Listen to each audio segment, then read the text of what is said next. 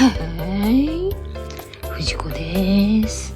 本日はこの巨大きゅうりを使って冷製きゅうりと豆腐のスープを作ってみようと思います。まな板に収まんねえ。何キロあるのかな。525g でした。きゅうり何本分になるのかね。まずは皮を剥きます。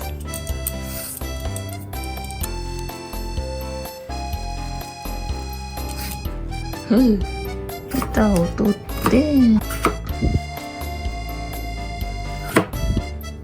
半分に切って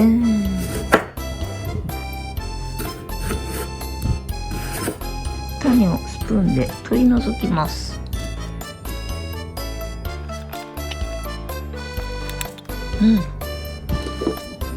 これ入るかな。全部入んなそうだね。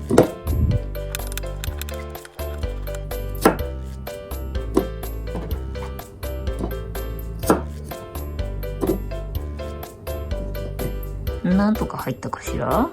でもさ、ここに豆腐入れたいんだよな。一旦ミキサーしてみっか。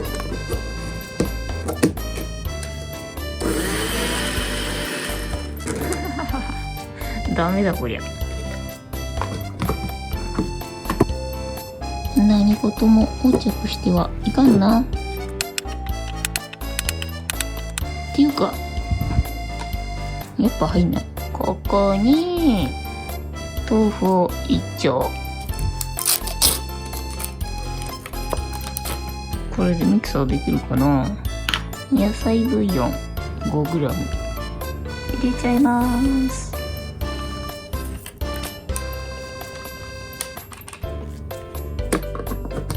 相変わらず怪しいな。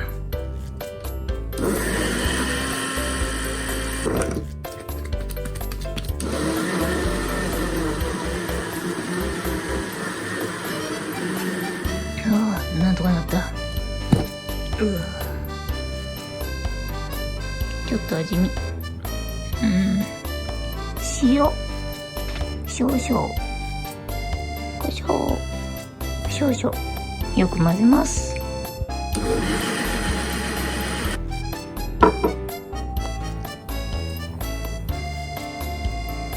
はい、できました。いただきます。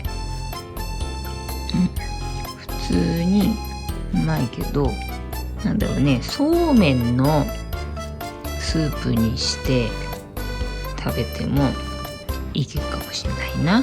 というわけで、きゅうり大量消費したいんだけど、なんかアイディアないかしらって思われた方、火を使わないのでね、暑い日にもってこいなんじゃないでしょうか。